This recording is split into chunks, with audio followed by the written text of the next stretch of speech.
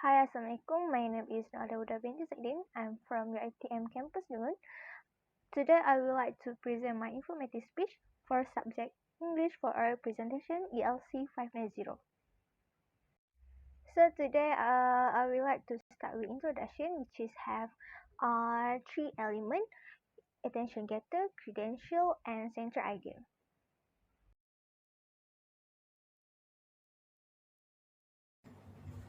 Have you ever feel uncomfortable around people in your workplace? Have you ever realized what sexual harassment is?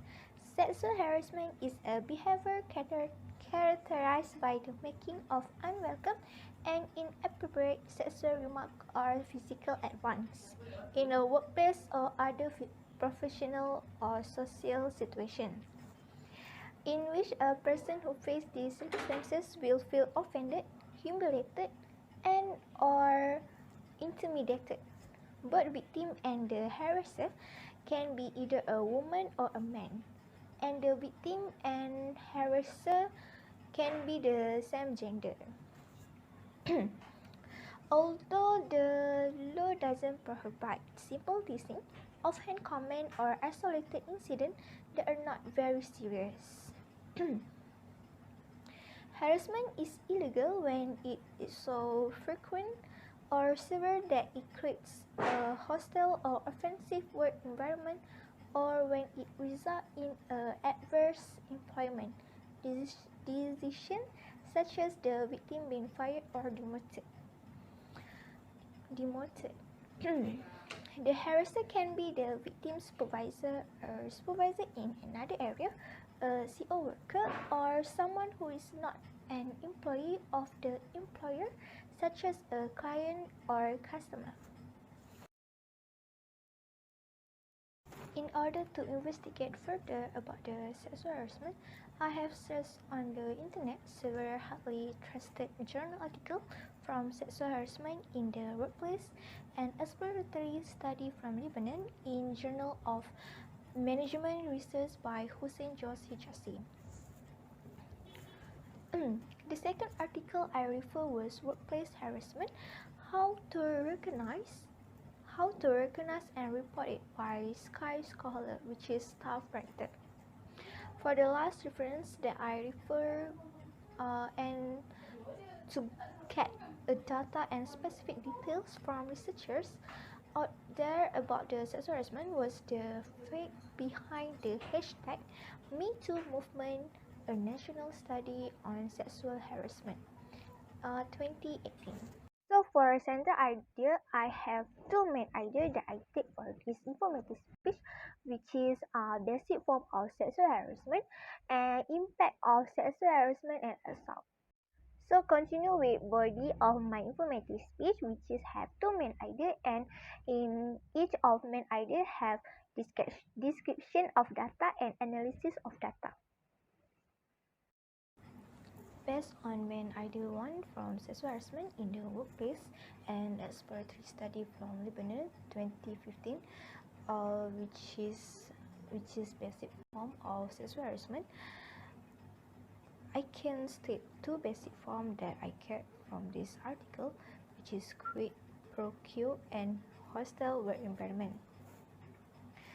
To elaborate more about this basic form, I make some research to get database on this main idea, which is from the fact behind the hashtag #MeToo movement, a national study on sexual harassment of 2018. As we can see, graph 2 showed the most frequently experienced form of sexual harassment has stated three forms of sexual harassment that most frequently experienced, which is physical aggressive harassment, cyber harassment, and verbal harassment.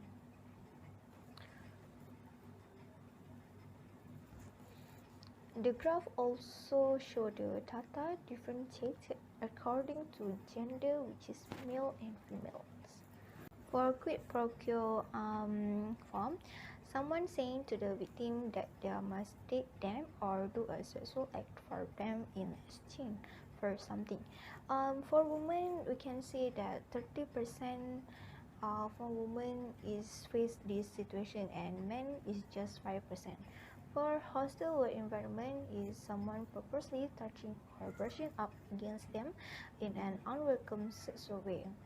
For women, we can see that they get 51% and men get 70%. And another is someone talking about the victim body parts inappropriately or offensively. You can see that women had 43% and men 30%. For someone saying things like, "Hey baby, sexy, you're shorty, mommy or mama chita, give me a smile," or similar comment in a way that is disrespectful and or unwanted and or make them feel unsafe. Women face in a percentage of 59% and men is 11%. For someone repeatedly texting or calling them in a harassing way, women face 32% and men have 50%. For someone whistling, honking, making kissing noises, peace sound, or leering or staring aggressively at them, women had 65% and men had 40%. According to Graph 2 by the fact behind the hashtag #MeToo movement, a national study on sexual harassment showed that most frequently experiencing the sexual harassment is women compared to men. As we can see at Graph 2, the high percentage for women is 65%. Of most frequently experienced form of sexual harassment is categorized in verbal harassment, which is someone whistling, honking, making kissing noise, pitch sound, or leering and staring aggressively at them, compared to men with 50% only. Meanwhile, for men, the highest percentage of form of sexual harassment that they experience is someone repeatedly testing or calling them in a harassing way, which has been recorded as much as 50%, but this number cannot beat percentage of women, which is 32%. As shown in Graph 2, we can see that verbal harassment has more than 5 detailed forms of sexual harassment that most frequently experienced by the victim.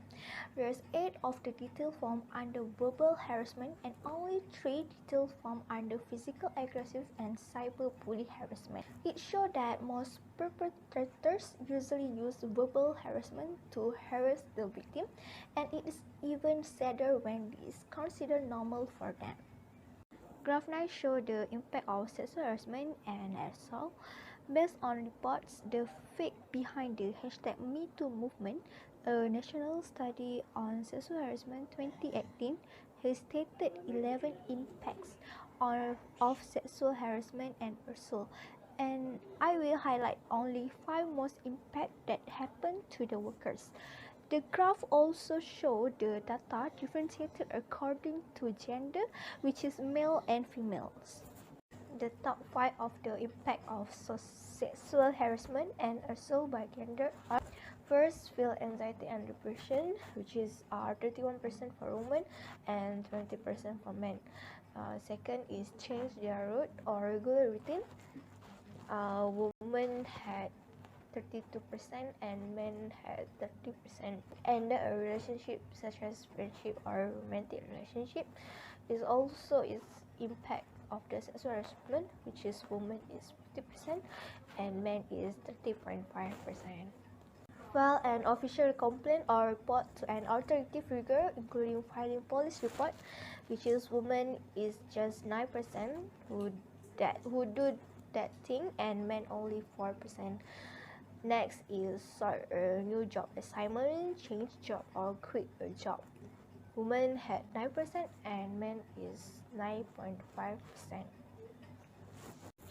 According to Graph 9 by the fact behind the hashtag #MeToo movement, A national study on sexual harassment 2018 shown that the highest impact of sexual harassment and assault is the victim feel anxiety and depression, which have been recorded as much as 31% and 20% for women and men respectively. Meanwhile, women and men had a similar percentage, 2% for the lowest impact of sexual harassment and assault. By converting the percent, as we can see through graph 9, we know that most victims does not have courage to confront the perpetrator, as the recorded of percentage for both gender as much as 2%. This sexual harassment will cause the victim to be depressed and get anxiety if it's not curbed or no steps are taken to help them. It can be seen in graph 9 that the percentage of victims who feel anxiety and depression were recorded the highest for both gender, which is 31% and 20% for women and men respectively. So for the last part of my informative speech, which is conclusion, have the statement, the central ideal, and recommendation. But the bar chart show the issue about sexual harassment among the workers from aspect basic form and the impacts of this issue between women and men. These two aspects reveal to us that we actually have various forms of sexual harassment which we are not directly aware of, and all of this harassment gave many impacts to the victim who suffer from this sexual harassment from their internal and external. I hope this sexual harassment can be curbed and other parties need to pay more attention on this issue so that both gender feel secure at their workplace.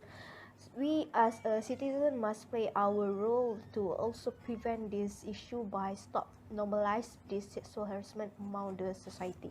People also need to understand the definition of sexual harassment, so if they face this harassment they can detect early and also take step to prevent the harassment.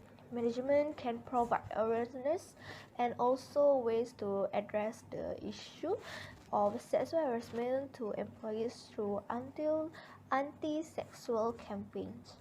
In addition, they also need to look after the welfare of employees by examining and taking any appropriate action for the problem faced by employees, especially related to the problem of sexual harassment.